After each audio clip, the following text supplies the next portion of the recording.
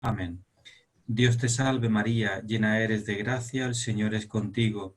Bendita tú eres entre todas las mujeres, y bendito es el fruto de tu vientre Jesús.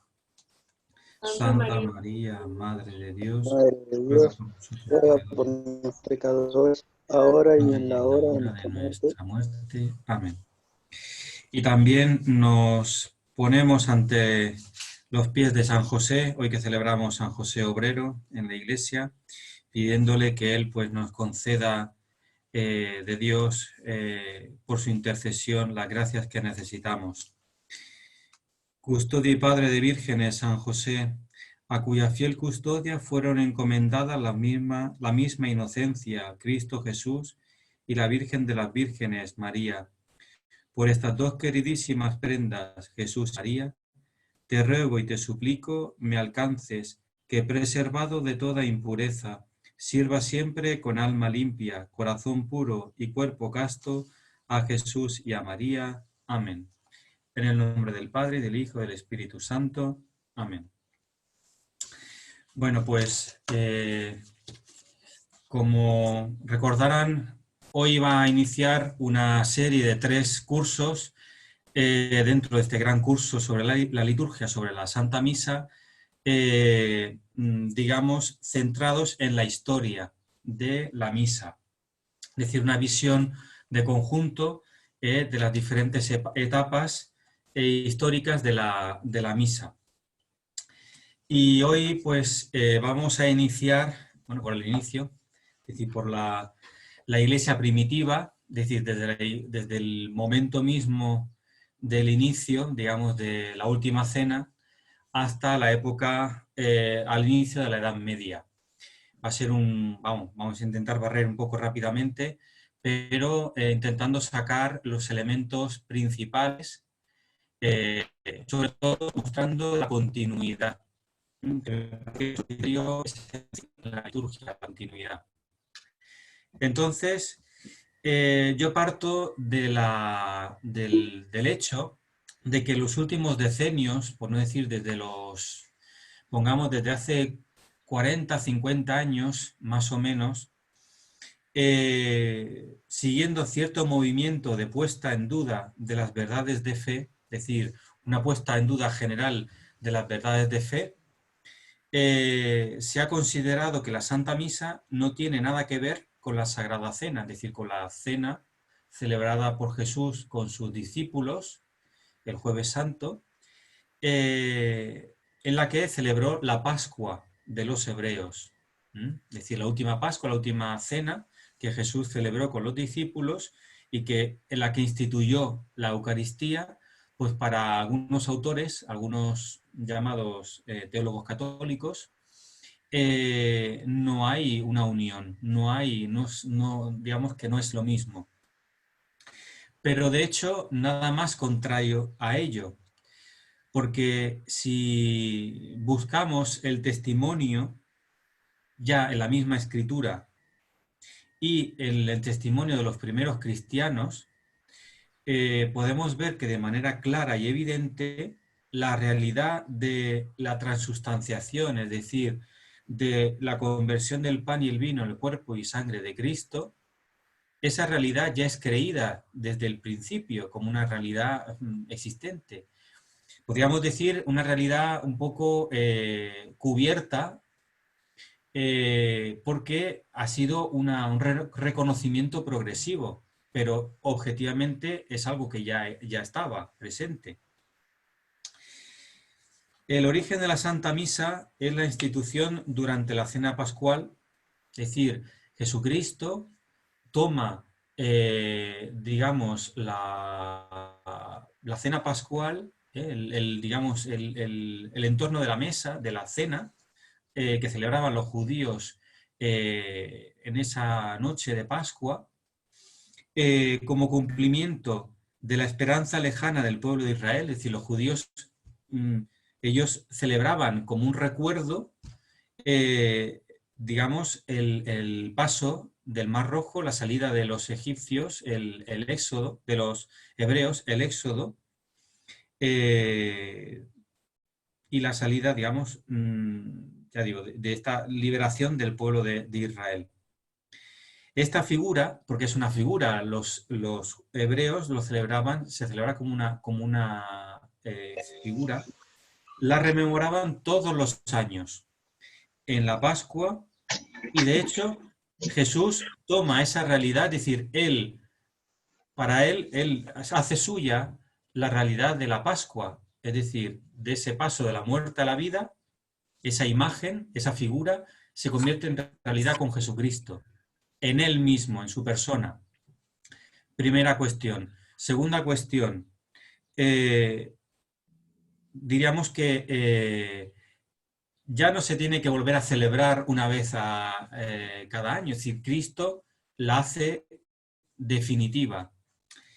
Y tercer elemento es la figura del Cordero Pascual, es decir, se sacrificaba un cordero, el cual se tenía que comer, bueno, según las prescripciones que tenían los judíos, pero ahora se manifiesta en la realidad, es decir, Cristo mismo es el Cordero de Dios que quita los pecados del mundo. Esta expresión la tenemos en el Evangelio y evoca de San Juan Bautista, que le dice a sus discípulos, le señala diciéndoles: he aquí, este es el Cordero de Dios que quita el pecado del mundo.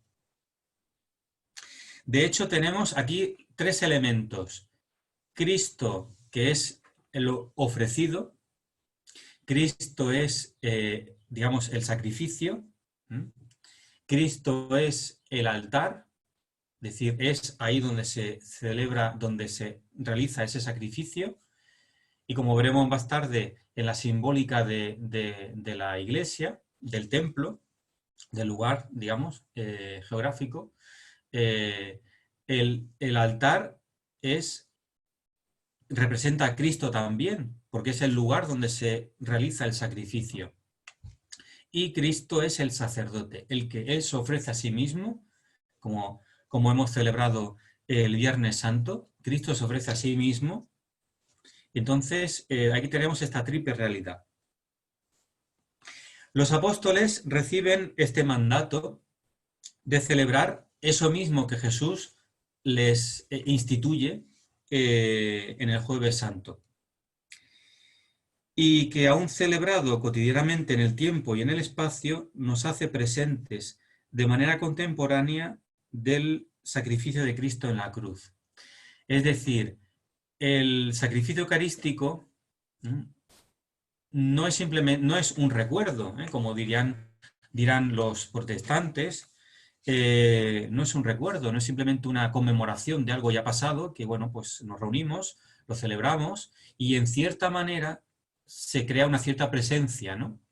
Que luego se desvanece. Es lo que los protestantes, sobre todo los luteranos, consideran, ¿no?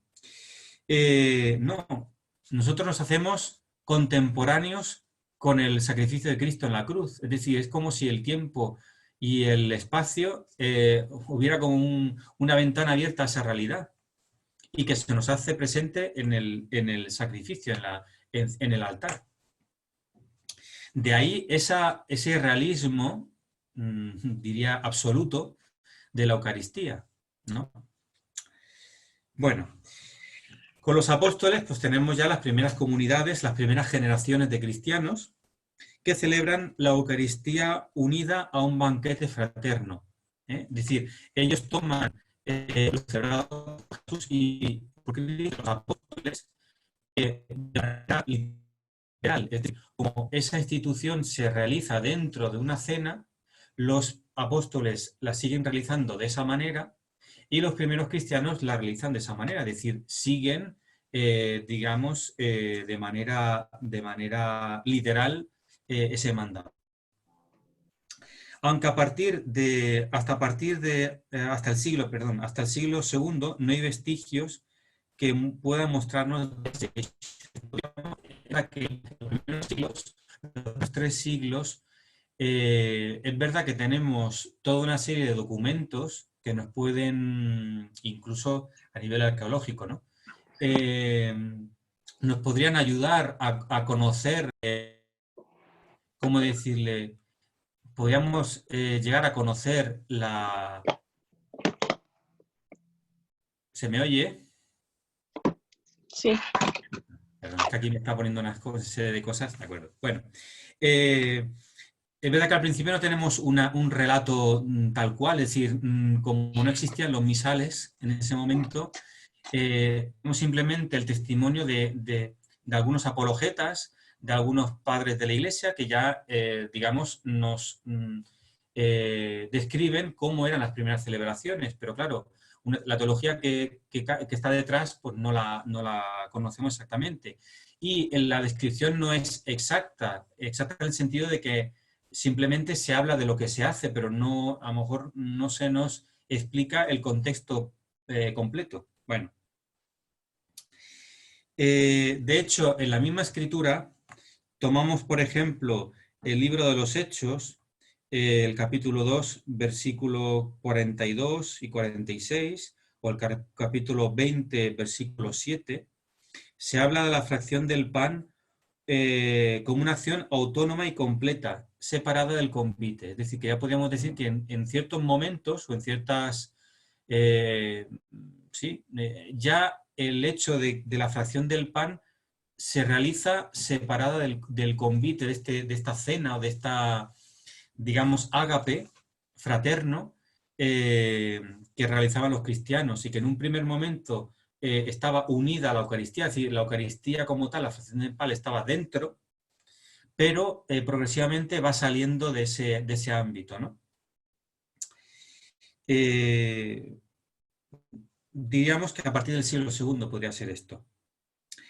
De hecho, una de las razones o algunas razones que se aducen a esta separación serían, por un lado, a nivel práctico, el hecho de que, bueno, ya lo dice San Pablo, bueno, pues se da de que llegaban los que tenían una posición económica un poquito superior, llegaban con sus alimentos y los que tenían una situación económica más baja, pues se encontraban pues, que no tenían nada para cenar. Entonces había digámoslo así, una diferencia entre estos dos tipos de personas, de cristianos, y eso creaba pues esa desigualdad pues a nivel externo, una falta a la caridad y una falta a la fraternidad, ¿no?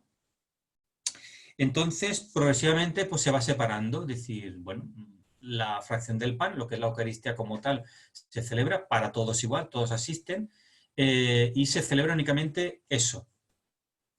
Por otro lado, hay una evolución también, es decir, una toma de conciencia progresiva de que, como ahora vamos a leer dentro de un momento, la Eucaristía no es simplemente un recuerdo como tal. Es decir, ya los cristianos empiezan a tomar conciencia real, es decir, bueno, ya tienen conciencia, ¿no? De que no era un simple pan o era simple vino, sino que ahí estaba Cristo, estaba el cuerpo, ellos comulgaban el cuerpo y la sangre de Cristo. Pero esa realidad conlleva que se celebre de una manera cultural, es decir, con un aspecto ya de culto, es decir, diríamos litúrgico. Además, las primeras celebraciones, según parece a nivel arqueológico, los arqueólogos nos pueden decir que las primeras celebraciones se hacían en las casas, es decir, las casas de los cristianos se reunían y ahí lo celebraban. Pero ya creo que es en el siglo II ya aparece la llamada Domus Ecclesiae, es decir, la casa de la iglesia, es decir, un local con un uso particular, que era el de la fracción. Es decir, la oración común y la fracción. Es decir, que ahí no se utilizaba para otras cosas, ¿no? Era únicamente para eso. Entonces, en la Domus Ecclesiae, en lo que es la Eclesia, pues ya aparece un único altar y ya empieza a haber una división entre el clero y los fieles. Es decir, el clero está en una parte, que es el que, digamos, celebra, digámoslo así, y los fieles que participan de esa celebración. Otro elemento de este cambio progresivo, es decir, que digamos, con respecto a la primera o las primeras 2, 3 generaciones de cristianos, es el momento de la celebración.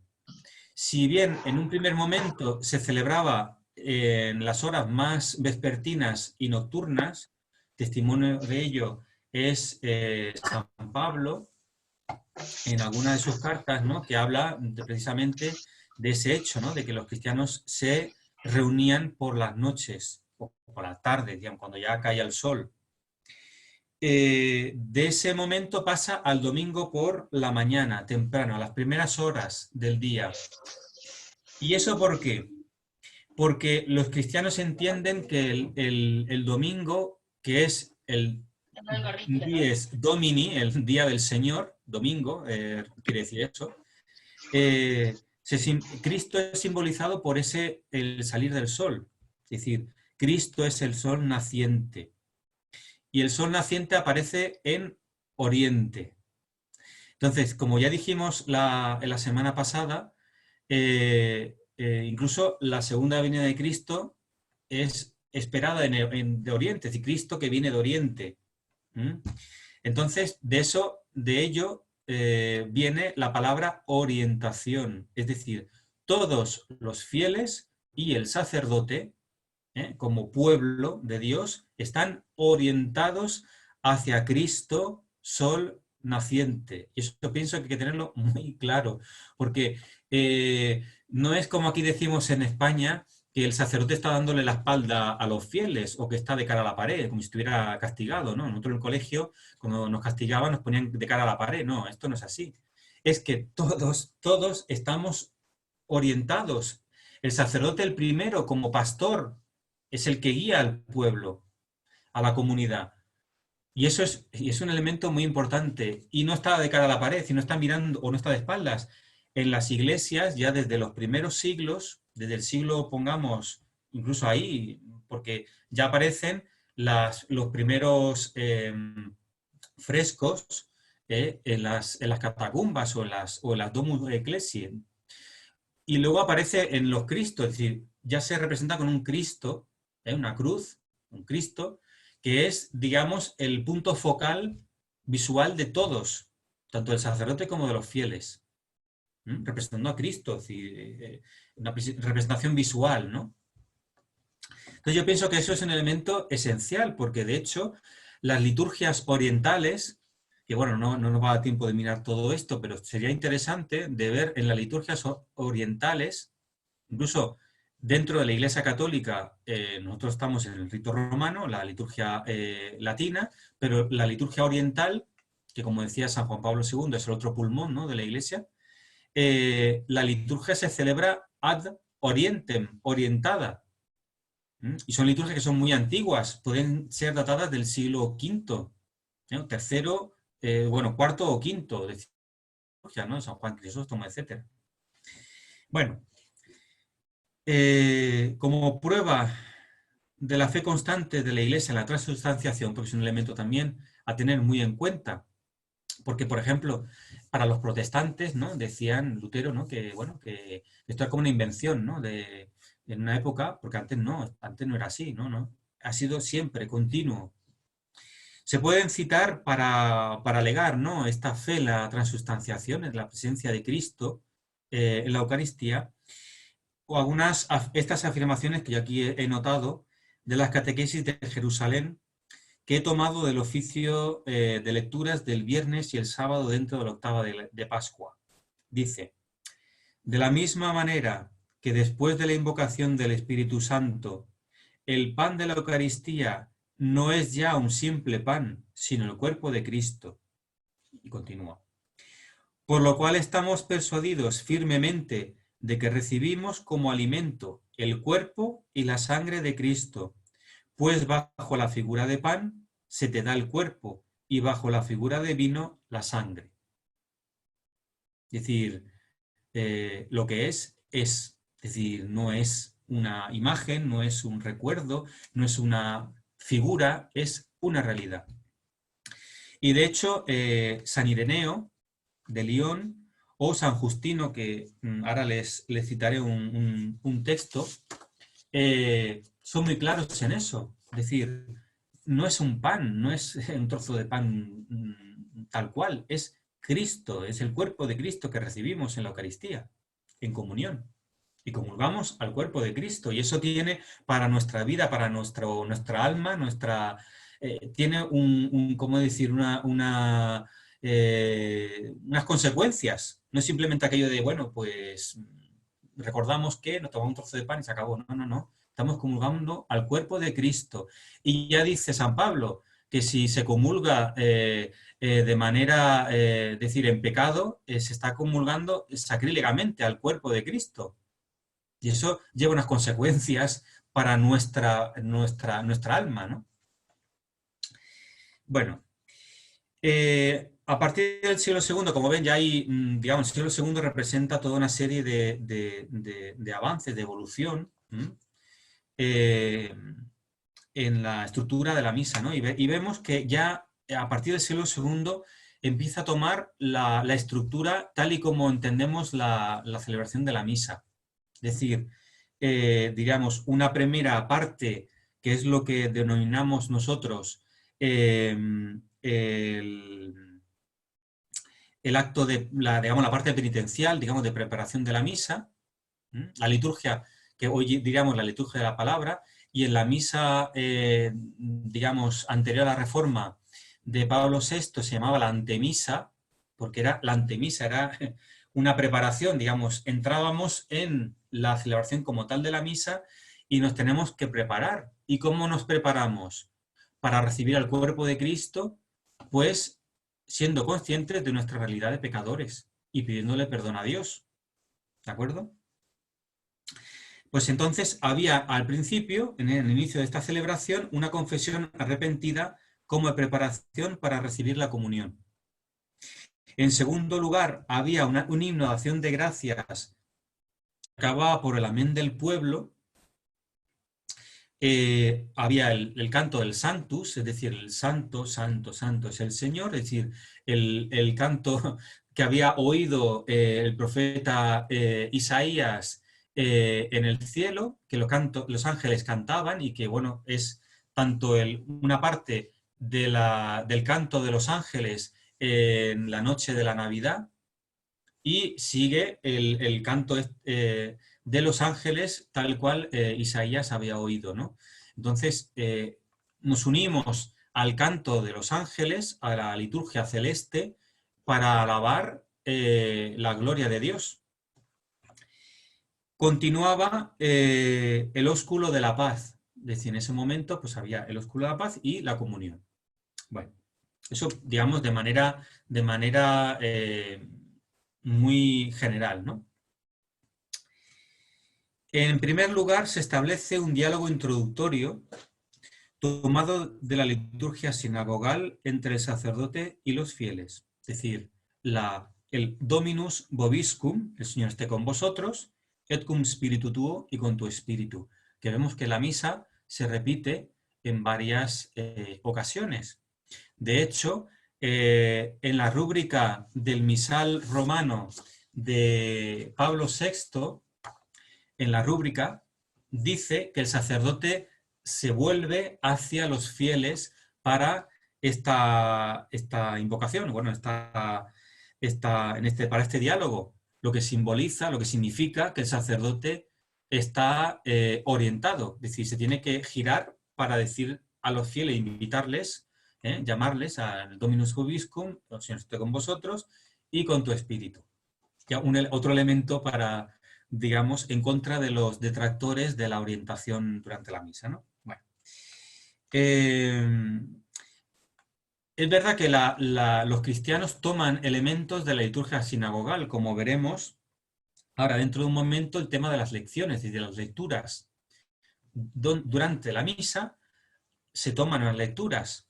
En la sinagoga, parte de la liturgia sinagogal, pues es la lectura de la palabra de Dios. ¿Qué más? Por otro lado, la oración colecta, es decir, hay al inicio la preparación, la parte penitencial, y antes de las lecturas hay lo que llamamos la oración colecta. La oración colecta que es colecta, es decir, el sacerdote recoge todas las intenciones del pueblo y las ofrece a Dios.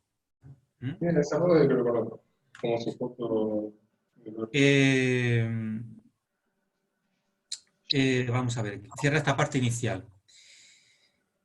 Acaba con una alusión al imperio perpetuo de Dios que perdura por los siglos de los siglos. Es decir, esta oración colecta acaba de esta manera, ¿no? Tú que vives y reinas por los siglos de los siglos, a Dios Padre, la unidad del Espíritu Santo, digamos, por Jesucristo nuestro Señor, etc. A lo que el pueblo responde con la confirmación amén. Amén es una confirmación, es una palabra hebrea que quiere decir así sea, ¿no? De hecho, en los fieles que asisten a la misa de la forma extraordinaria, cuando rezan una oración, el Padre Nuestro, bueno, o el Dios te salve María, se suele decir así sea, ¿no? En francés, sobre todo, ainsi soit-il, se dice en francés. Bueno, pues utilizan la traducción, es decir, bueno, porque claro, amén queda como algo más litúrgico, propio de la misa, ¿no? O de la liturgia como tal. Bueno, aparecen luego las lecturas, las lecciones, ¿no? De la antemisa, o de la, digamos, la liturgia de la palabra, que siguen el esquema de la antigua tradición, es decir, se toman de la ley y de los profetas, y son intercalados por un canto responsorial, es decir, se toma un salmo, y ese salmo se canta de manera responsorial, como los judíos en la liturgia tanto del templo como de la sinagoga. De hecho, cabe decir que el canto gregoriano, que ya digamos que según algunos estudiosos ya aparecía en esta época, de hecho es una consecución o persecución del canto sinagogal o incluso el canto del templo, porque ya se cantaban estas melodías y de hecho hay estudios incluso que demuestran una cierta, digamos, proximidad musical entre las melodías gregorianas, o algunas, vamos, y el canto sinagogal. Como ya se ha dicho antes, la Eucaristía prevalece al convite, es decir, lo que es el convite, este ágape que llamábamos, bueno, pues poco a poco va desapareciendo. Llega un momento que, bueno, la misa se celebra el domingo por la mañana y luego en horas posteriores pues se celebra ese ágape en el que pues, los cristianos se reúnen y tienen bueno, pues un momento convivial, ¿no? Que eso pues, es positivo y eso está muy bien. De hecho, incluso la Eucaristía ya no se considera como un convite, digamos, como un ágape, como tal. Prevalece la idea de acción de gracias, porque de hecho es lo que significa la palabra Eucaristía. Eucharistein, del verbo griego Eucharistein, es dar gracias. Entonces, Eucaristía sería la acción de gracias. Pero hay que tener en cuenta una cuestión, que ese concepto de acción de gracias no debe anteponerse al carácter sacrificial de la misa, porque, como decir, la acción de gracias sería un resultante del sacrificio de la misa, es decir, recibimos a Cristo, damos gracias. Me parece que es lo evidente, ¿no? De hecho, hoy en día, desgraciadamente, en algunos sacerdotes, etcétera, tenemos que la idea tanto del convite como de la acción de gracias han prevalecido, o digamos, han barrido al concepto o la realidad del sacrificio. De hecho, son conceptos que pueden tomarse, porque bueno, sí, la Eucaristía tiene ese carácter de banquete, ¿no? O sacrum convivium, cantamos, ¿no? O sacro convite, es decir, es un convite, Jesucristo se nos da como alimento, pero no es un alimento festivo, entre comillas, en el cual pues podemos cantar y bailar, ¿no? No, es decir, que eso que recibimos, ese sacramento, ese convite, es para nuestra alma, como alimento de nuestra alma para la vida eterna. Damos gracias a Dios, ¿eh? Pero Cristo se ha ofrecido en el altar, en el ara de la cruz, se ha ofrecido. Y nosotros nos hacemos contemporáneos de ello, como he dicho hace un momento, ¿no? San Justino pues hace digamos, un alegato ante digamos, los responsables, los gobernantes romanos, digamos, el emperador, etc.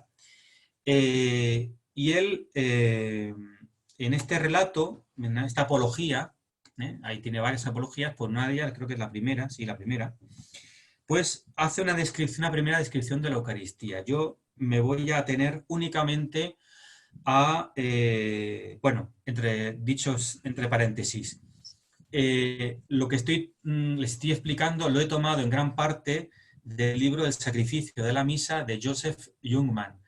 Está en la bibliografía que he compartido, está en la edición de la BAC, una edición antigua, y se lo aconsejo. Luego, después ya, digamos, en otra sesión, ya digamos, les diría alguna palabra sobre este libro como tal. Pero bueno, pienso que es digamos, una buena base. Y en este libro, en esta parte de la Iglesia primitiva, Joseph Jungmann cita esta primera apología de San Justino, en la cual San Justino dice lo siguiente: no tomamos estas cosas como pan común ni como vino común, sino que así como Jesucristo, nuestro Salvador, hecho carne por el Verbo de Dios, tuvo carne y sangre para salvarnos, así también hemos recibido por tradición que aquel alimento sobre el cual se ha hecho la acción de gracias por la oración que contiene las palabras del mismo, y con el cual se nutren por conversión nuestra sangre y nuestras carnes, es la carne y la sangre de aquel Jesús encarnado.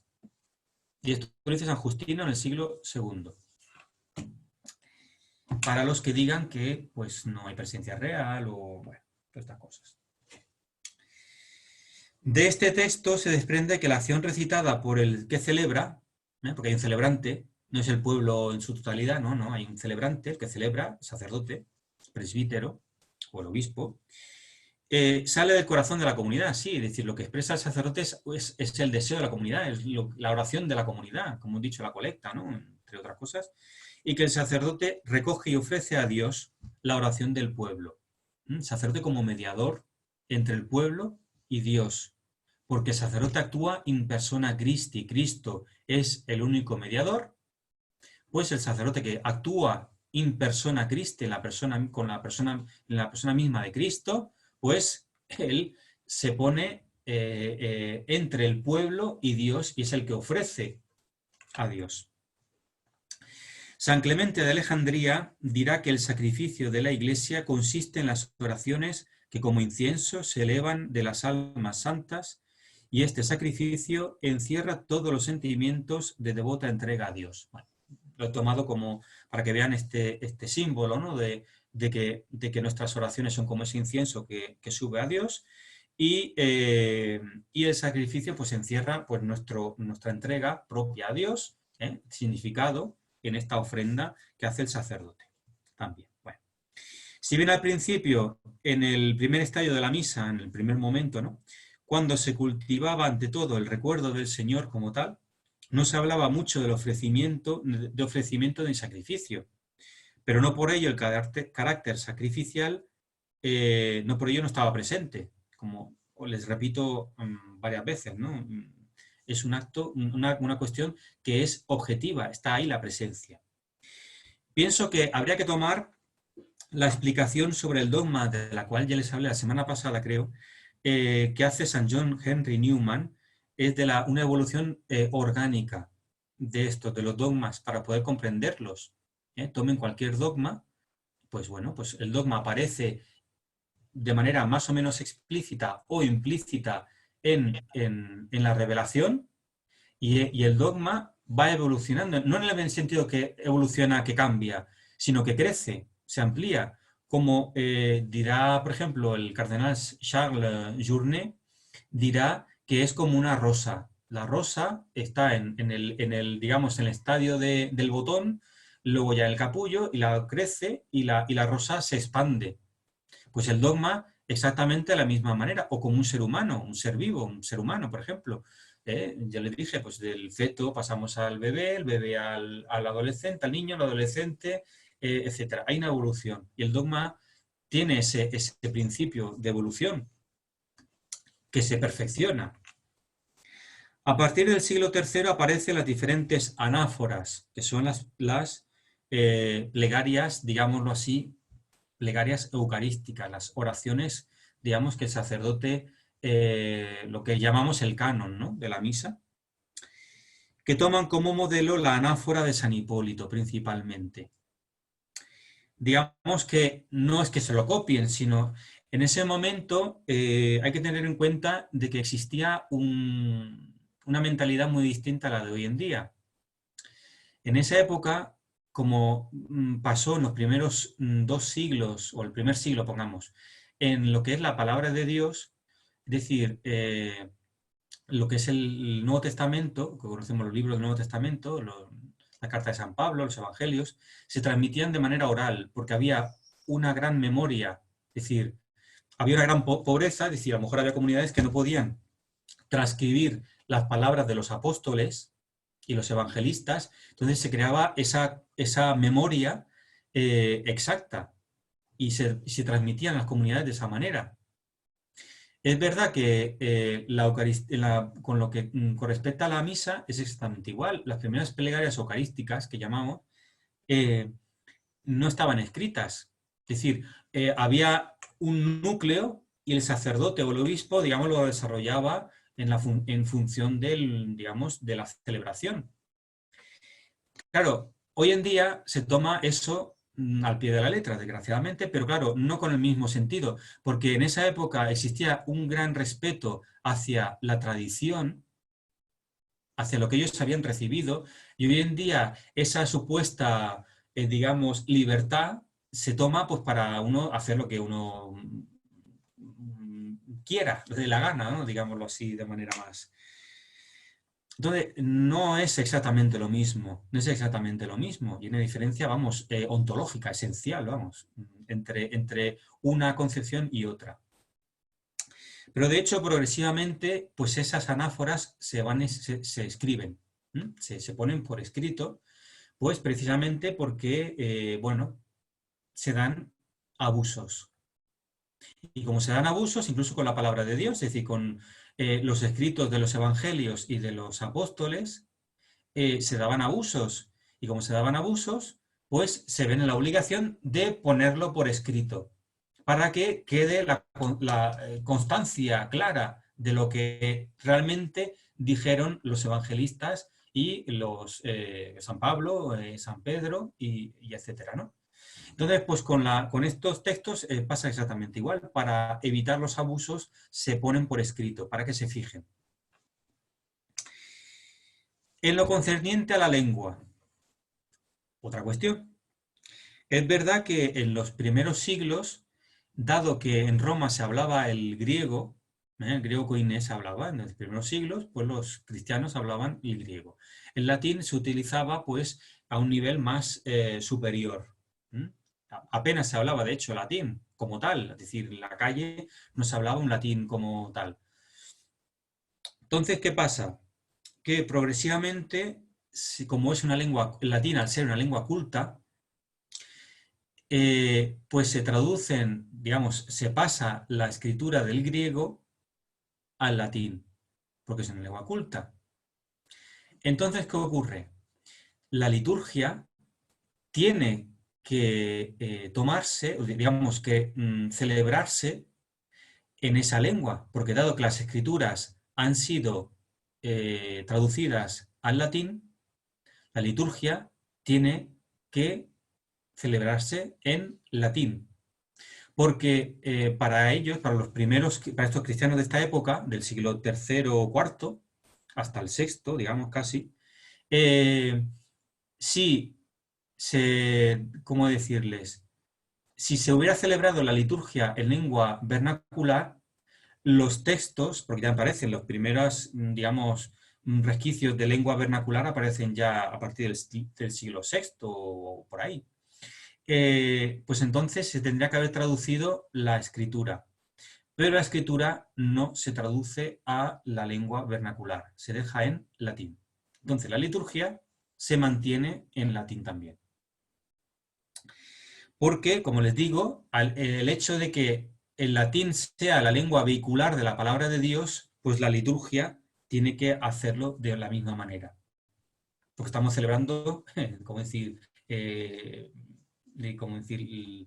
Lo divino, ¿no? Es decir, la liturgia, celebrando las realidades divinas, pues también se tendría que celebrar en latín.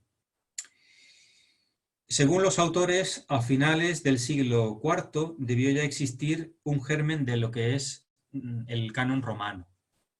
Es decir, fíjense ustedes, a finales del siglo IV, ya, digamos, en su estadio primero, el canon romano.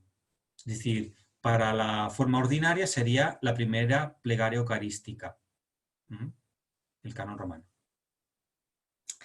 De ello, poseemos un testimonio en San Ambrosio, en un texto dirigido a los neófitos, en el que reproduce una parte de las oraciones de la misa. Entonces nos muestra, pues San Ambrosio es del 300 y algo, pues siglo IV.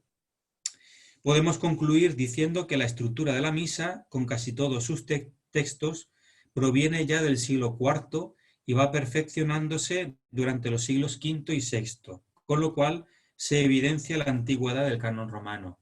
El canon romano no es una invención del siglo XI, sino del siglo IV. Hasta ahora solo se ha hablado de la misa en lo concerniente a la liturgia romana, pero de hecho ya en el siglo VI, en esa época, para esas épocas, ya existieron otros ritos locales que coexistieron con el rito romano. Pero el rito romano, la liturgia romana se celebraba en Roma, ¿no? En Roma, quiero decir, en la urbs y en las provincias, digamos, limítrofes. Pero bueno, podemos hablar ya del rito hispano-mozárabe, del primer rito en España, la sede prima de Toledo, y que se celebrará en esa provincia, en esas provincias eclesiásticas españolas. El rito ambrosiano, que se celebraba en Milán, y los diferentes ritos francos, que se celebraban pues, en la zona de influencia, pues, en lo que es la actual Francia, Alemania, etc. Gracias a las misiones llevadas a cabo entre los sajones y los esfuerzos del mismo emperador Franco, que con ello deseaba unificar la cristiandad y tenía un real interés político y un deseo de cercanía con el vicario de Cristo, porque es el vicario de Cristo, el romano pontífice, se adopta el rito romano a expensas de otros ritos. Es decir, progresivamente estos ritos pues, van, digamos, perdiendo influencia y el rito romano, digamos, por lo menos en el Imperio Franco, se toma, ¿no? Se adopta. Y de hecho se da una circunstancia muy curiosa, porque es que esto es como un poco de ida y vuelta. Es decir, el rito romano se exporta, digámoslo así, al imperio Franco, y de hecho el rito romano vuelve a Roma con algunos elementos propios del rito franco. Entonces hay esa, digamos, simbiosis. Es una especie como de exodus reditus, ¿no? Como diría Santo Tomás. Entonces, vemos que hay un enriquecimiento del rito romano que es recibido y adoptado por la sede romana, por la Santa Sede, por el romano pontífice, el vicario de Cristo. En lo concerniente al espacio de la celebración, la línea divisoria entre el altar y el pueblo, separación entre clero y seglares, exigida por la misma esencia de la Iglesia y nunca olvidada, es decir, bueno, la Iglesia está constituida, hay una constitución jerárquica de la Iglesia, bueno, pues esto se manifiesta de manera visual en la celebración de la Santa Misa y, bueno, en la liturgia en general. Y vemos que la Iglesia, digamos, la casa de Dios, el culto, el templo, está erigido, está constituido, de manera que esto también se manifieste. La sede episcopal pasa, porque estaba en el fondo, lo que es el ábside, pues pasa a un lado del altar, y el altar se sitúa en el fondo del ábside, es decir, para significar realmente esa orientación de todo el pueblo de Dios, porque los obispos y el clero también son pueblo de Dios, pues como pueblo de Dios también tiene que estar orientado hacia Dios. Y aparece el espacio del coro para el clero, es decir, un espacio reservado para el clero, en el que el clero se reúne pues, para cantar durante la liturgia. ¿Mm? Porque tengamos en cuenta de que en la iglesia, no únicamente la iglesia como la iglesia, ¿no? Eh, como lugar, como espacio, como edificio, quiero decir, no se celebraba únicamente la Santa Misa, sino que se celebraba la liturgia. El oficio divino era celebrado por el clero, al cual existían los laicos, también los fieles. ¿Mm? Bueno, pues entonces hay esa evolución, digamos, también a nivel de la estructura. Finalmente llegamos al primer estadio de la Edad Media, en los siglos VIII y IX, en el que la creciente reverencia ante el sacramento del altar llevó tanto esa creciente reverencia, también las herejías que surgían con respecto a la Eucaristía. ¿Mm? Bueno, pues esas dos, digamos, circunstancias llevan a utilizar en ese momento el pan ácimo. Ya tenemos constancia del uso de las formas de pan ácimo, y del hecho de que los fieles comulgan con unas formas, digamos, hechas de manera que son más pequeñas, digamos, individualizadas, ¿no? Para cada fiel. De hecho, si ya en el curso siguiente les hablaré así sucintamente de lo que es la liturgia hispano-mozárabe, pues de hecho la forma que consagra el sacerdote, la forma grande, digamos, la forma que toma en mano el sacerdote para la consagración, se partía, digamos, hay una partición para los diferentes miembros del clero, ¿no? Así que aún había digamos, el hecho de que una forma más grande, etcétera. Bueno. ¿Y por qué el panácimo? Entre otras cosas, para impedir el que se cayeran partículas. Es decir, es verdad que el pan no ácimo, digamos, el pan levantado, es decir, el pan normal, de uso normal, pues claro, por ejemplo, ustedes pueden experimentar eso, por ejemplo, en, en la Eucaristía, en las formas, digamos, en el pan que utilizan eh, el camino neocatecumenal. Ellos utilizan unas formas eh, que, claro, al partir es bastante, digamos, puede parecer bastante difícil, ¿no? El hecho de que se hacen muchísimas partículas. Claro, yo no digo que ellos no tengan respeto por la Eucaristía, ¿no? Que me parece muy digno que ellos, bueno, si han tenido un permiso para poder celebrar de esa manera, pues muy bien. Pero a nivel, digámoslo así, más práctico y más a nivel del hecho de que las partículas se parten y pueden caer al suelo, etcétera, bueno, pues puede dar pie a sacrilegio, te puede dar pie, pues, diferentes cosas, ¿no? Entonces, eso por un lado. Y por otro lado, la forma de distribuir la comunión o de recibir la comunión, digámoslo así, es en la boca y de rodillas. Estos dos elementos son fruto de una concepción cada vez más interiorizada y más real y más, ¿cómo decir?, más absoluta de la misa como sacrificio y del hecho de la presencia real. De hecho, es verdad que desde los inicios, esa presencia real es concebida como tal y su pervivencia, digamos, que perdura. Porque si ustedes se atienen bueno, ahí no sé si conocen un mártir cristiano, ahora no viene el nombre, que murió como mártir de la Eucaristía, porque él llevaba la comunión a los enfermos, a las personas que habían... San Tarsicio, mártir de la Eucaristía, bueno, pues él llevaba la comunión en una especie de píxide a los impedidos, a los enfermos. Entonces, bueno, pues ya tenemos un ejemplo del hecho de que la Eucaristía, digamos, la presencia real, pues que perdura y la fe en la presencia real. Y aparecen los primeros, digamos, porque la Eucaristía se reservaba en un lugar, digamos, la sacristía, en un lugar poco seguro, ¿no? Más bien seguro.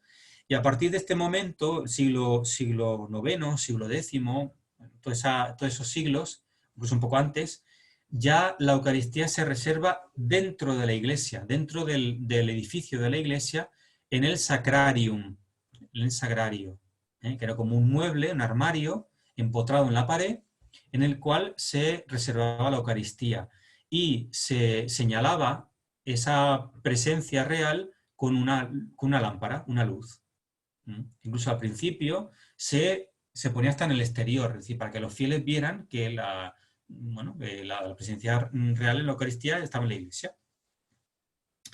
De hecho, las principales figuras de todo este movimiento, ¿no?, de toma de conciencia de la Eucaristía como presencia real, digamos, de esa manera, ¿no?, que lo llevan a cabo a través, pues, de escritos, son Alcuino, Rabano Mauro y Amalario, que ellos, pues, hacen los primeros escritos, las primeras explicaciones de la Eucaristía, de la misa, de los ritos de la misa. Incluso son los que componen piezas de canto litúrgico.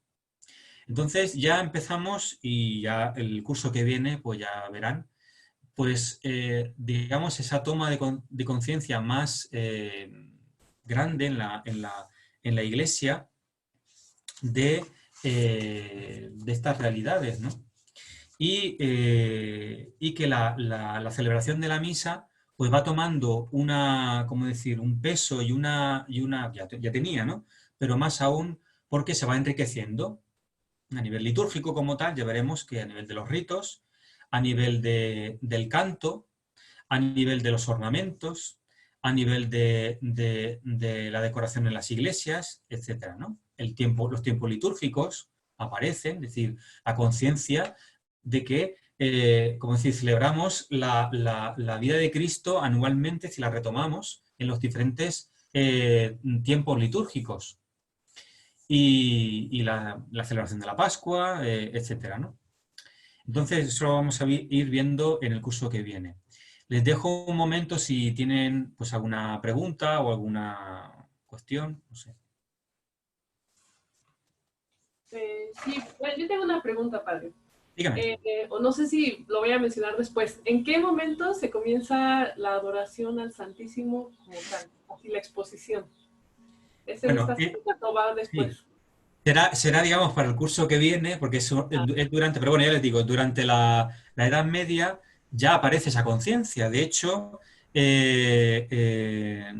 empieza un movimiento por parte de una mujer, de una monja, Santa Juliana del Monte Cornillón, en Bélgica, esta Bélgica que ha perdido desgraciadamente la fe. Pues en Bélgica se dan las primeras, digamos, actos de culto a la Eucaristía como tal, fuera de la celebración de la misa, sí, tal cual. Entonces aparecen las primeras procesiones, es decir, el Corpus Christi, como lo conocemos, aparece en ese momento, es decir, cuente que es sobre los años 1240 y algo, 1250 y algo, que es cuando aparece. Entonces el Papa pide que se haga un oficio del Corpus Christi. Y, bueno, pues le pide a los dos teólogos, digamos, más en boga en el momento, San Buenaventura y Santo Tomás de Aquino. Y, bueno, pues cuando, digamos, no sé si es la leyenda o es un poco la historia, ¿no?, que yo me lo creo, ¿no? Pero bueno, posiblemente. Cuando San Buenaventura ve el oficio que había compuesto Santo Tomás, pues hace así con su oficio y dice, bueno, pues el oficio de Santo Tomás. Y tenemos el oficio de Santo Tomás de Aquino, que es, bueno, pues el Pangelingua, el himno Pangelingua que cantamos, y la liturgia, digamos, lo que es el oficio divino del Corpus Christi, incluso las oraciones de la misa, pues son de esa época. No sé si le he respondido a... Gracias. Sí, gracias. Yo tengo una pregunta, padre. Dígame. Una consulta, dos en realidad. Con respecto al saludo de la paz, que usted nombró la primera parte. Sí. ¿Es el mismo saludo de la paz que hoy en día se hace en las iglesias o estamos hablando de un rito aparte, porque yo entiendo que tanto los judíos como la iglesia primitiva eran muy ritualistas y tenían mucha conciencia del ritual sagrado. Entonces yo no me imagino, sinceramente, a San Hipólito yendo a darle un abrazo a la gente que está en el fondo del templo y nada por el estilo. Le pregunto a ver si usted tiene la respuesta. Vamos a ver, ¿cómo decir? Es verdad que no estamos digamos, no podemos ver o no tenemos testimonio real de lo que se hacía. Se hablaba del ósculo de la paz. Pero claro, el ósculo de la paz, tal y como se recibió y como se hacía, por ejemplo, se llevaba a cabo en la Edad Media, por ejemplo, los ambientes monásticos, no tiene nada que ver con eso. Efectivamente, tenía como todo un aspecto grandemente ritual. Es decir, porque la liturgia no tiene nada de, pues eso, digámoslo así, de mundano. Es decir, que yo salude a un amigo dándole un gran abrazo, eso está muy bien antes o después de la misa, pero no durante la misa. Porque la misa yo no estoy saludando. Yo le estoy ofreciendo la paz que él me devuelve, digámoslo así. Entonces, y teniendo en cuenta que, como, bueno, no sé si lo podremos ver, yo creo que sí, en la Edad Media, tanto en la liturgia romana, es decir, en las parroquias, como en la liturgia monástica, que digamos es la que más peso tenía en ese momento, ya incluso en el siglo, yo acabo por el siglo VIII, creo, pues ya, vamos, ya está los ambientes monásticos ya están ahí, es decir, y la liturgia le debe mucho a la vida monástica, ¿no? Bueno, pues había el ósculo de la paz, se hacía de manera ritual, es decir, el que daba la paz, o digámoslo así, la ofrecía con las manos, tocando los hombros, y el que la recibía con las manos, tocando los codos. Es decir, no había un gesto físico ahí fundirse en un abrazo, sino que había ese gesto. Y ese gesto se sigue haciendo, o se debería hacer, teóricamente, porque es ese gesto ritual, litúrgico, el de la paz. Y de hecho es el sacerdote que da la paz y él la da a los ministros que le siguen, los diáconos a los subdiáconos a los ministros ya a la comunidad de ya estaba hablando del ambiente monástico, pues a los monjes. Y se lo van dando en orden, porque como ya decía, la liturgia responde como el edificio de la iglesia, responde a esa constitución jerárquica de la iglesia. Entonces, tiene que responder también eso. Pero el ósculo de la paz, el gesto litúrgico de la paz, no es un saludo de hola, buenas tardes, o aprovechamos ese momento para decir otra cosa, para decir, no sé, felicidades, feliz cumpleaños, cosas de estas, porque yo lo he oído. Y digo, bueno, pues está antes y después de la misa, pero eso es que yo doy y recibo la paz de Cristo. Es eso.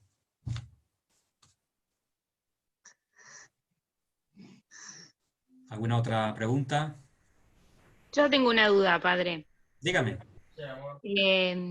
Le quería hacer una consulta. ¿Usted aconseja firmemente comulgar de rodillas? Sí, no, ¿por qué? ¿O no es, digamos, o es indistinto? Indistinto no creo que sea, pero ¿se entiende mi pregunta? O sea, Sí. ¿aconseja fuertemente? Sí.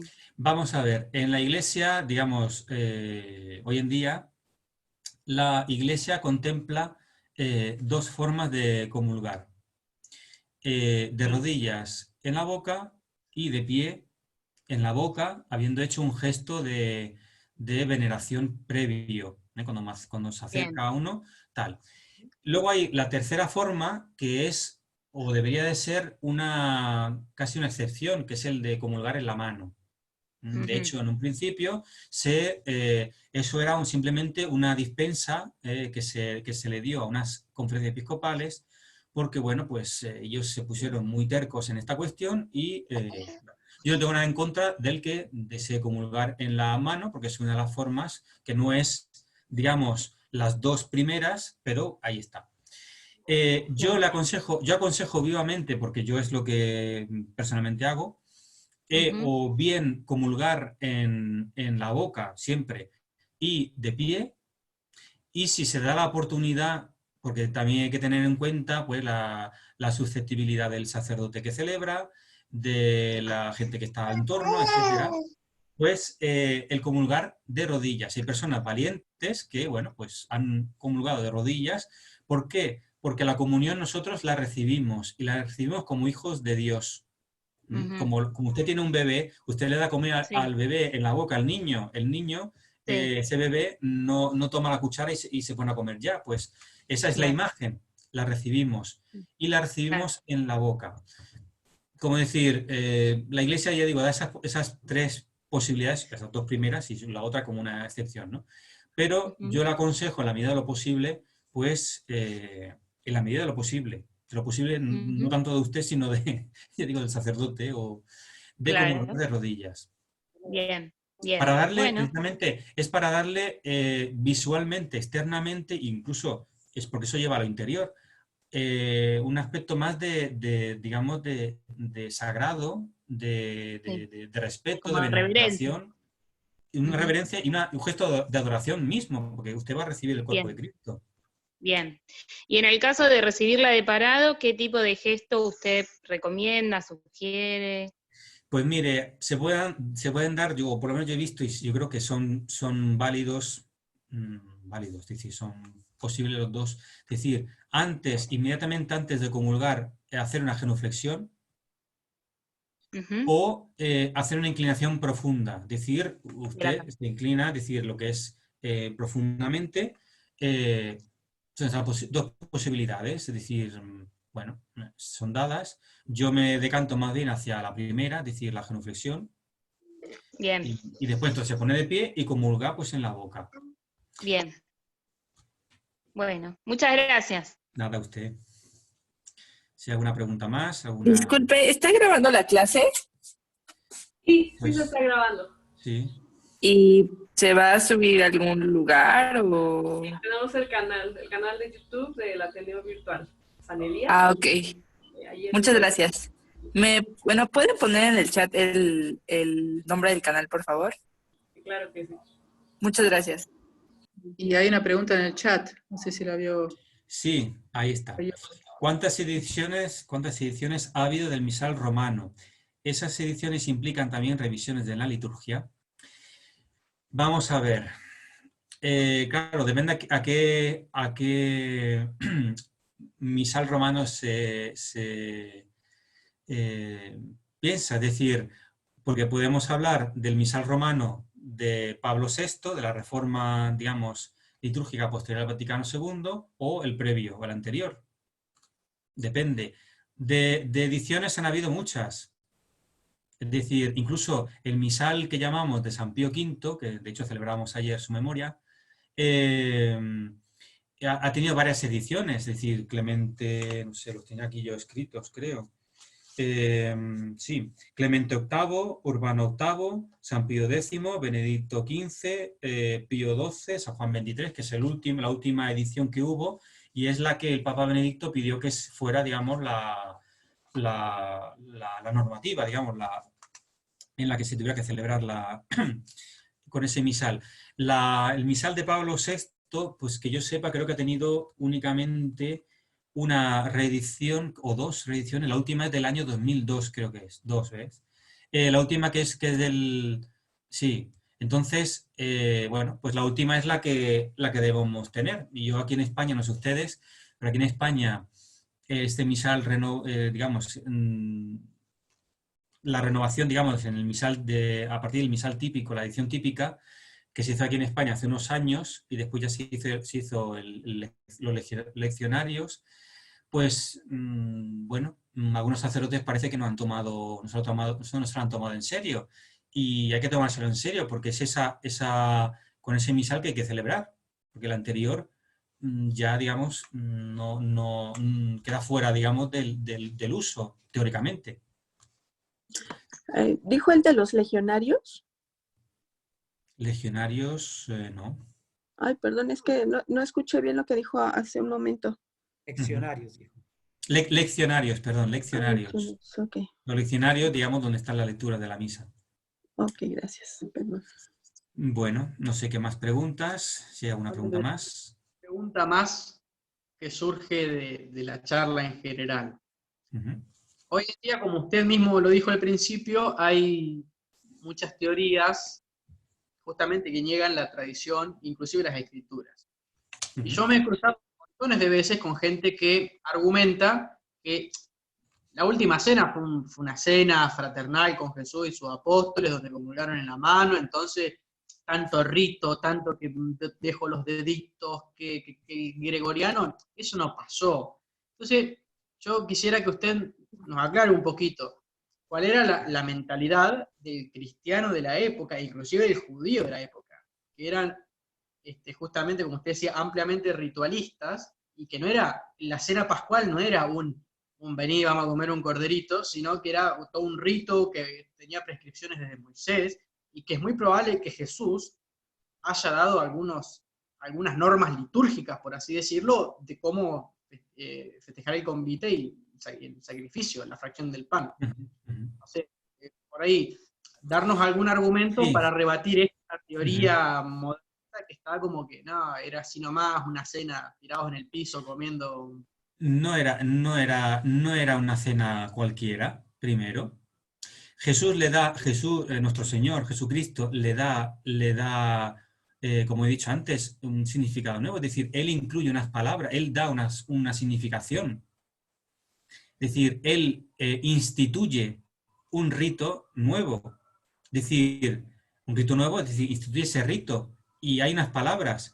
Y además Él dice, hoc facite in meam commemorationem, haced esto en memoria mía. Es decir, esto no es simplemente, bueno, pues mira, pues cuando, de vez en cuando, pues mira, pues para recordarse de que yo estuve aquí y dije esto, pues os reunís y hacéis. No, es decir, es haced esto. Hoc facite, es decir, que en latín tiene es interpelativo, es decir, impone. Sí, y en el canon romano, ec quotiescunque, todas las veces que hagáis esto, hacedlo en memoria Efectivamente. mía. Es decir, que hay una continuidad, es un seguido, es decir, no es simplemente aquí una vez para el año o mira, pues tal, no. Entonces, eso para empezar, Jesús le da, instituye un rito. En un rito instituye el propio sacrificio que él va a hacer en unas horas después de manera incruenta.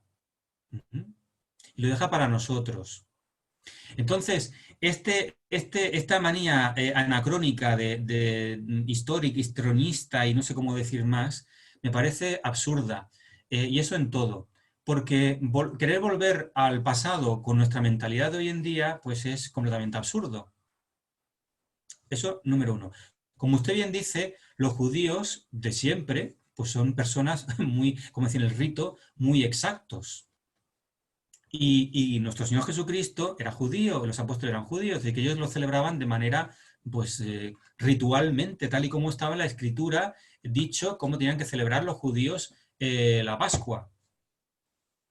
Es decir, esto es así de claro, es decir, esto es lo mismo que dicen, no, pues si Cristo no celebró, no utilizó un cáliz, utilizó un cáliz de barro, los judíos no celebraban la cena pascual nunca, por más pobres que fueran, con un cáliz de barro, ni de madera, ni de lo que fuera. Era con un cáliz de materia, como decir, un material sólido, primero de un material de valor. Entonces, eso. Y los primeros cristianos ya se dan cuenta de esa realidad. Es decir, para ellos no es simplemente, bueno, pues ahí sacan un pan, pues el sacerdote dice 4 palabras y habla. No.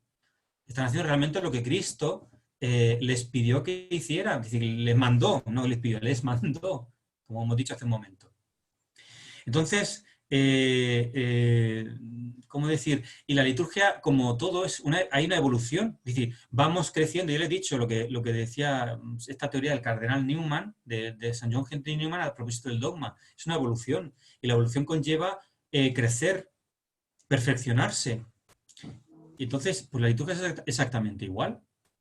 Entonces, me parece absurdo. Mire, un ejemplo y, bueno, para una cosa muy curiosa, ¿no? Yo había remarcado una vez de una comunidad en Estados Unidos, de un seminario, bueno, seminario entre comillas, luterano en Estados Unidos.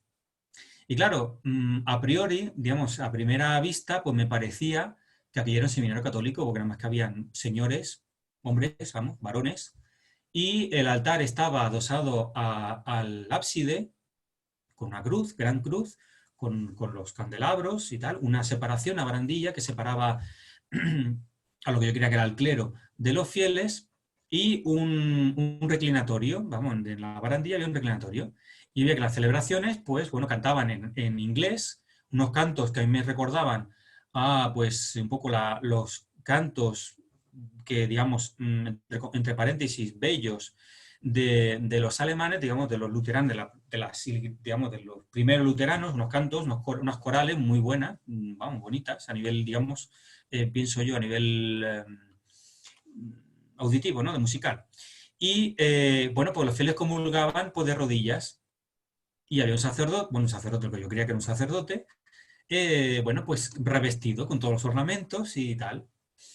Y claro, yo me di cuenta de que es un, entre comillas, seminario luterano. Y decía, fíjate, los luteranos qué veneración tienen, o qué adoración, o qué reverencia en algo que realmente ahí no está, porque ellos no tienen asociación apostólica. Entonces, bueno, pues están adorando una ausencia, ¿no? No en lugar de la presencia.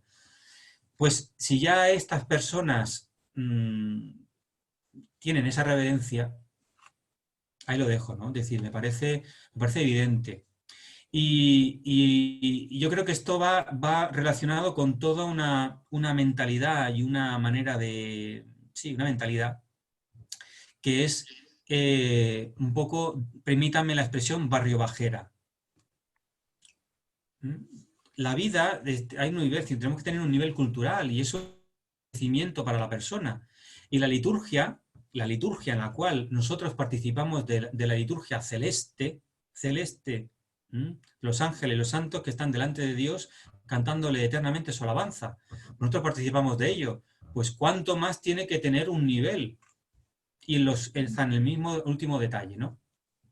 Entonces, no sé si le he respondido a su cuestión, bueno, Sí, Pater, perfectamente, gracias. Nada. Bueno, pues nada más, no sé si hay alguna pregunta más o alguna aclaración más. Bueno, pues ahí sí me gustaría de pronto, pues de pronto dejar abierto en cada uno de nosotros como esa apertura hacia la nueva conciencia cristiana que hay en el mundo, ¿no? Y esa invitación que ha hecho el Concilio Vaticano II en cuanto a comprender o releer los signos de los tiempos bajo la luz del Espíritu Santo, y no tratar de pronto de traer como hay una esencia en la liturgia, que eso pues no se va a poder cambiar, pero como aquella liturgia también se adapta en esa evolución a la misma cultura. ¿Sí? No podemos decir, por ejemplo, que los que están en España serán igual que en Colombia. Cambian muchísimas cosas, ¿sí? En cuanto a la forma de que la persona se acerque a ese misterio, ¿no? Esa forma de entender a ese Dios que se ha dado a través de la historia, y que cada vez pues la concepción varía, ¿sí? O sea, no es la misma concepción que tenían los primeros cristianos a la que tenemos hoy. Entonces yo creo que sí, me parece un poco riesgoso de pronto cerrarme, se tiene que ser de pronto la comunión de rodillas, ¿sí? Digo, oiga, hay una disposición más de corazón que de pronto sí un gesto externo me parece, bueno, es importante, puede ser, pero creo que va mucho más al sentir de la celebración y al sentir de la persona. Ahorita con el COVID-19 podemos ver cómo la concepción de liturgia cambia una cosa impresionante. Ya las Eucaristías se hacen es virtual. Antes de que se hiciera toda la parte de aislamiento obligatorio, veíamos cómo ya por prevención ya sea la comunión en la mano, ¿cierto? Obviamente con sus indicaciones y eso, pero es poder ver cómo también la liturgia va en pro de esa misma dignificación de la persona. ¿Sí? O sea, no es acá que es que se tiene que hacer así, imponer, o cambiándolo de otra perspectiva, cómo se da la conciencia al fiel, ¿no? De que verdaderamente las personas que van a una parroquia, van a una iglesia, tienen verdaderamente el decir, oiga, yo voy porque verdaderamente sé que Cristo está ahí, y si me arrodillo es porque verdaderamente mi corazón siente que lo debo hacer, Y pues, digamos acá en Colombia, la conferencia, la recomendación es que la comunión se reciba en la boca. Entonces también es como también se obedece en cuanto a esas instrucciones pues ya locales en cada país.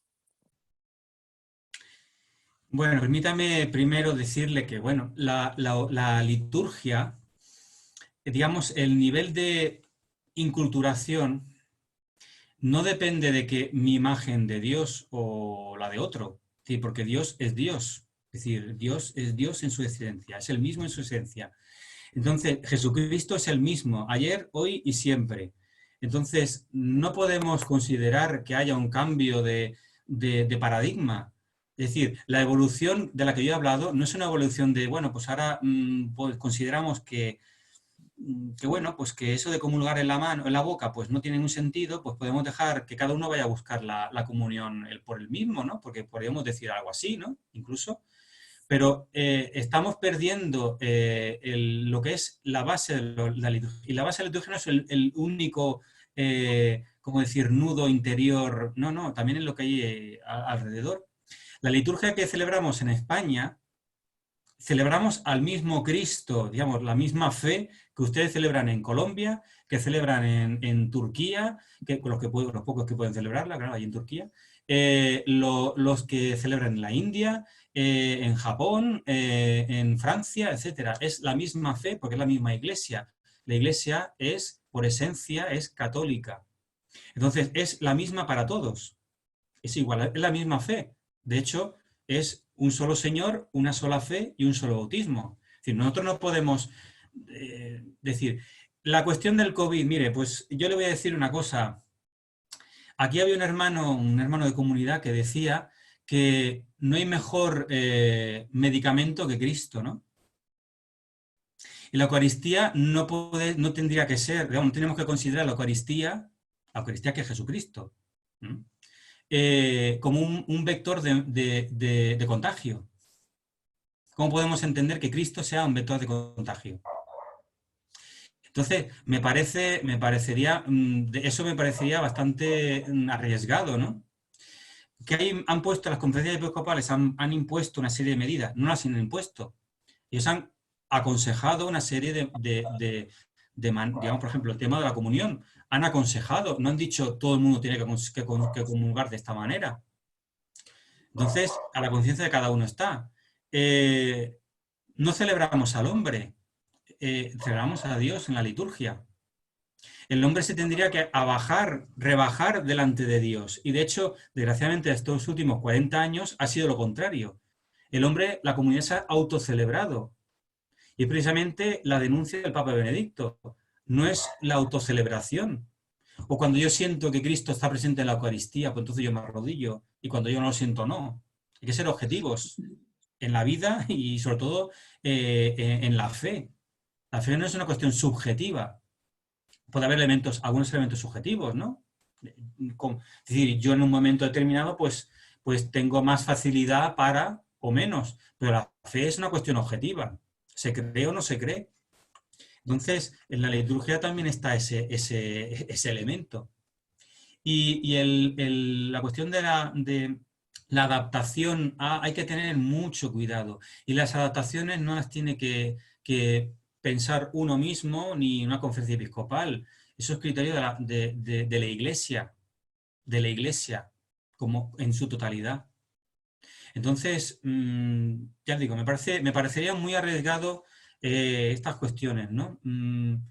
Porque entonces, bueno, pues si yo deseo, o el sacerdote desea celebrar de una manera determinada a otra porque lo siente, pues no, es que hay que celebrarlo dentro de un marco.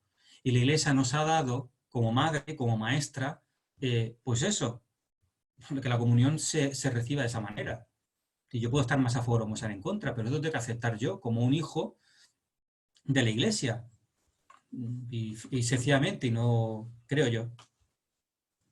Pater, permítame agregar algo. Como hispanoamericano, yo puedo hablar de que ha habido un gran número de conversiones en cuanto a indios, a aborígenes, indígenas, como se les quiera llamar, con la liturgia tradicional. Y estamos hablando de una liturgia que estaba en el periodo barroco, estancadísima, o sea que no había un cambio, ¿sí? Y no habíamos llegado a Trento todavía, pero aquí los aborígenes aprendieron la fe, se bautizaron a montones, y con esta liturgia. Y sin cambios, sin hacer liturgias en náhuatl o en guaraní, sino con latín. Y los misioneros cuando predicaban, sí, hablaban en la lengua vulgar de los indios y las aprendían, pero la liturgia es la liturgia. Y los indígenas lo aprendieron, que eran altamente ritualistas también, aprendieron y tuvieron conciencia de Dios mucho más rápido que cualquier persona en el siglo XX con tantos cambios, cambio. En vez de tomar conciencia de Dios, se hace un grupo humano, un grupo de amigos que se junta a leer la Biblia, que a veces ni eso, porque leen cualquier cosa. Pero yo creo que si vamos a hablar de culturación, el ejemplo de América al completo, desde América del Sur hasta América del Norte, es el mejor caso de inculturación, que los indios aprendían a hablar el castellano sin abandonar su lengua, y también aprendían a hablar latín, y a veces con más perfección que los españoles. Es decir, yo creo que el problema en la liturgia, bueno, ya no estamos en tema histórico, pero en general, el problema en la liturgia es que la liturgia está para elevarnos. Es decir, la liturgia está a un nivel y está para elevarnos.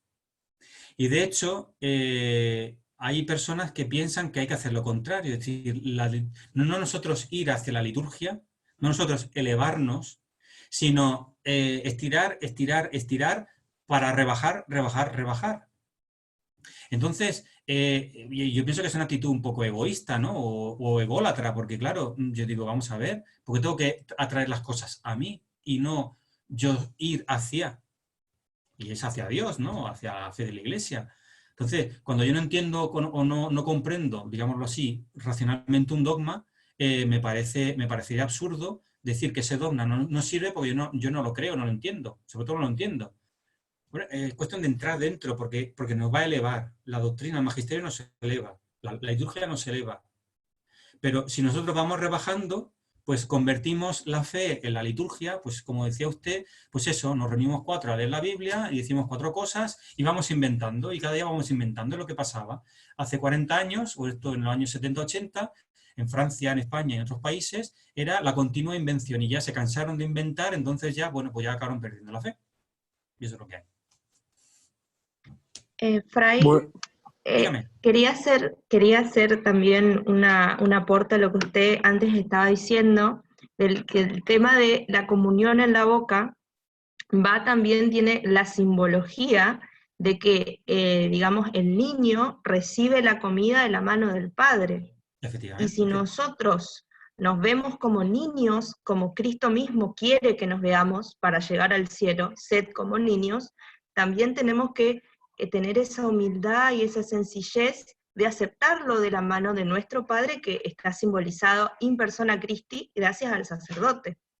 Entonces, también la comunión en la boca tiene una simbología muy extensa, muy exquisita, que no es solamente, digamos, me arrodillo si lo siento o no lo siento, porque en estos últimos tiempos, 50, 60 años, y antes inclusive, el tema del sentimiento y el sentimentalismo están, digamos, exacerbados completamente, porque yo voy a misa, sí lo siento, yo hago esto, sí lo siento, entonces como que dejamos de entender, porque bueno, más allá de que nunca vamos a entender la misa, porque es algo sublime y fuera de esta tierra, pero si nosotros nos dejamos llevar por esa, digamos, ser chatos, esa naturalidad solamente terrena, y no buscamos lo eterno y sobrenatural, nunca vamos a buscar, digamos, a encontrar realmente el verdadero alimento.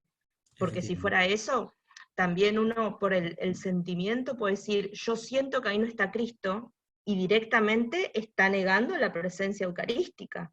Entonces, y eso también va en, digamos, en la fortaleza de que nosotros podemos cultivar en la fe, de decir, contra viento y marea, mientras todos los problemas que tengamos, Cristo está ahí y sigue estando, tenga yo la noche oscura de mi alma o esté en el pico del fragor apostólico. O sea, y muchos santos han explicado eso en sus escritos, digamos, de tener esa sequedad, de tener esa, digamos, de sentir que no tenían conexión con Dios, y sin embargo, hacían todo el trabajo que hacían, o sea, ¿pero por qué? Porque sabían que Él estaba ahí, y tenían esa fe. Y las posturas dentro de la misma liturgia tienen, que no son arbitrarias tampoco. No es que nosotros nos arrodillamos durante el Sanctus porque sí, o nos paramos en el Gloria porque sí. O sea, todo tiene un contexto. Sí, efectivamente. Sí, dígame. No, y también otra cosa era que con el tema de, hay un converso que es Scott Hahn, que es el que escribe Roma Dulce Hogar, que por ahí es el que más se entiende del libro, que es un converso del protestantismo, y que claro, ellos tienen algunos, mucha formación en Sagradas Escrituras, malísima, pero bueno, él se convierte gracias justamente al concepto de Eucaristía. Gracias a eso, y tiene un libro que se llama La Cena del Cordero, que es donde explica en el transcurso del tiempo y en las Sagradas Escrituras las referencias a la misa, que justamente es el tema de la fracción del pan, y todo lo que usted explica, digamos, él lo explica desde el punto de vista, desde donde él lo veía como protestante, y justamente el hecho de adorar la ausencia, digamos, adorar lo que no estaba. Digamos, y después de llegar a casa, a Roma, y encontrar realmente la verdadera presencia eucarística. Digamos, y digamos, de la necesidad de la reverencia. O sea, de eso. Sí, sí. La cuestión del sentimentalismo, del sentimiento, hay que tener mucho cuidado, porque guiarse de eso, pues es guiarnos de una especie como no sé, de pirueta, es decir, porque eso varía cada día, por horas, por minutos, es decir, y si nosotros nos tenemos que guiar por eso, pues malamente vamos. Y las cosas de Dios, guiarnos de nuestro sentimiento como tal, así, no es, como bien dice usted, ¿no? Hay cuantos santos que han vivido en la noche oscura y han seguido fieles y haciendo, incluso aumentando esos actos de fe, principalmente la Eucaristía. Es decir, porque es precisamente en ese momento en el que hay que aumentar esa adoración y esa reverencia. Por ejemplo, ahí Santa Teresita del Niño Jesús, ¿no? Un poco antes de su muerte, ella pasó por una noche oscura, oscurísima, incluso de negar, vamos, la existencia de Dios y todo, y ella hace unos esfuerzos casi inhumanos para poder mantenerse ahí. Y claro, el problema es que si uno se deja llevar por la sensibilidad como tal, es verdad que hay un aspecto sensible, porque somos seres sensibles, pero no esa sensibilidad, o no sé cómo decirlo, que de hecho es lo que desbarata todo, ¿no? Padre, Dígame. también precisamente por esto la formación de nosotros, ¿no? Porque esto hace que profundicemos nuestra fe, no para imponer nuestros criterios, sino para someter en humildad nuestro intelecto y todo lo que tengamos que poner en todo nuestro ser, Sí, a las instrucciones que se están dando, porque el Señor es muy, yo digo que Dios es muy cuadradito, o sea, Él dice, haz esto, si haces esto, vas a tener la salvación, y si no, vas a tener condenación. Entonces, Él es el primero que es cuadrado en las cosas, es muy serio. Entonces, nosotros tenemos una formación, y esa formación nos va a llevar a dar un testimonio de fe, tratar con reverencia lo que es santo, ¿sí? Tratar con respeto, ir a lo que voy, para lo que es el templo, en este caso, ir a la celebración de la Eucaristía, es un lugar santo en donde estoy. Entonces, tomar eso mucho en cuenta y pensar siempre a dónde voy y por qué voy, a qué voy ahí. ¿Me explico? Entonces, creo que a veces me dicen, es que yo no voy porque hay gente así y así. Bueno, ¿y a ti qué te importa? Tú ve a lo que tienes que ir. O sea, tienes que centrarte en que estás delante de la presencia de Dios. y que Dios es Dios. O sea, nosotros tenemos necesidad de Él no tiene necesidad de nosotros. Entonces, respeto, reverencia, formación para saber cómo hacerlo de la mejor forma. Y pues dejar de lado si estoy, a lo mejor yo no tengo a veces ganas o a lo mejor no me siento bien, pero sin embargo voy. ¿Por qué? Porque yo soy la que tiene necesidad de estar con Él.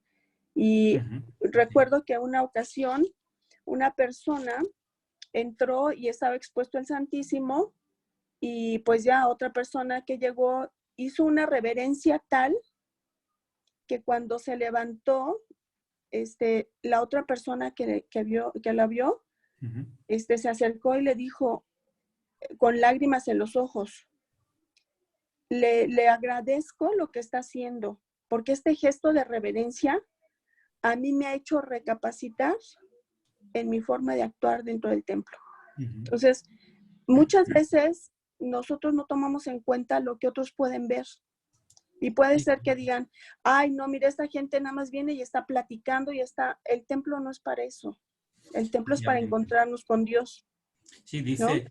Mire, dice San Agustín en su regla, que nosotros seguimos la regla de San Agustín, en el capítulo 2 dice que los hermanos, pues recen, digamos, celebren el oficio, y que si hay algún hermano que desea quedarse en el oratorio, porque él habla de la iglesia, ¿no? El oratorio, pues que pueda hacerlo libremente, y que allí únicamente se haga eso, es decir, que el que quiera hablar o que quiera hacer otra cosa, que salga de allí, porque el oratorio está para la oración, por eso se llama oratorio, de oratorium, de oración. La iglesia es un lugar de oración.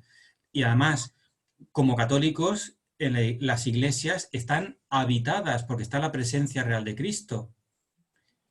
Las iglesias han sido consagradas o bendecidas. Es decir, que no es simplemente no es un puro edificio como otro. Es decir, que ese lugar ha sido consagrado o bendecido para ese uso único. Y estamos para rezar, no para, bueno, pues ahora tengo ganas de hablar con alguien o con el vecino, con el de más allá, dar voces, no sé, es decir, que esto no es así.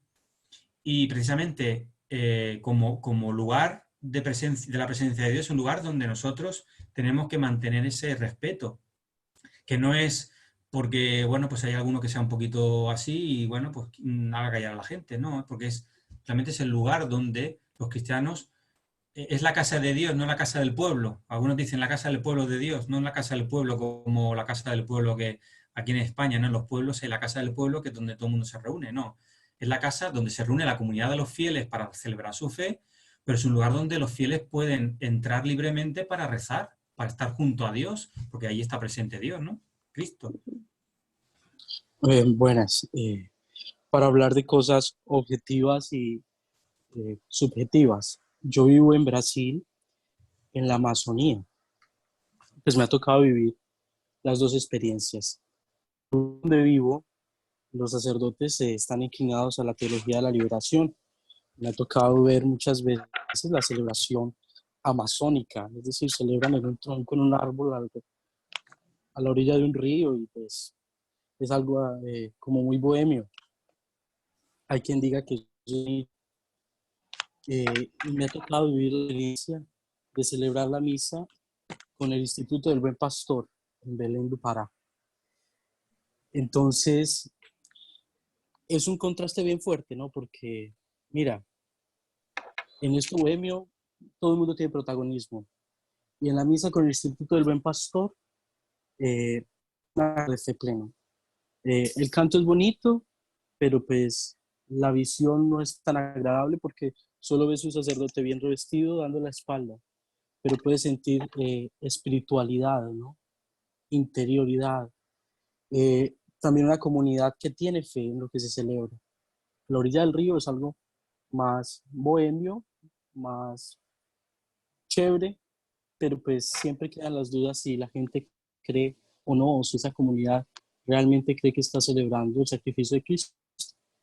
Los mismos sacerdotes hablan en estas celebraciones de humanizar lo divino, ¿no? Y entonces queda como diluido, ¿no? Yo creo que en esas cosas objetivas es importante hacer hincapié, es qué es realmente importante en la celebración de la misa, ¿no? Efectivamente, sí. Padre, Dígame. otra intervención breve. Yo creo que la iglesia es muy recta y muy clara. Por ejemplo, cuando alguien se va a canonizar, ¿qué dicen? La obediencia. Es el filtro indiscutible. O sea, si una persona hace las cosas como ya lo ha estado mencionando, a su manera, a su forma, simplemente no está en obediencia, ¿verdad? Entonces, creo que muchas veces se quiere hacer todo así como que, ay, yo creo que esto es lo mejor, pero ¿realmente es lo mejor? Lo que decían por ahí, ¿no? De que antes, incluso aquí en México, los indígenas, pues no conocían la cultura ni nada. Sin embargo, para ellos la experiencia Guadalupe fue básica, ¿sí? Y no dijeron, no alegaron nada, ni se pusieron a decir si esto, si aquello, no. Se sometieron en esa obediencia y creo que para nosotros católicos es muy claro el obedecer. ¿A quién tenemos que obedecer? Cabeza, el Papa.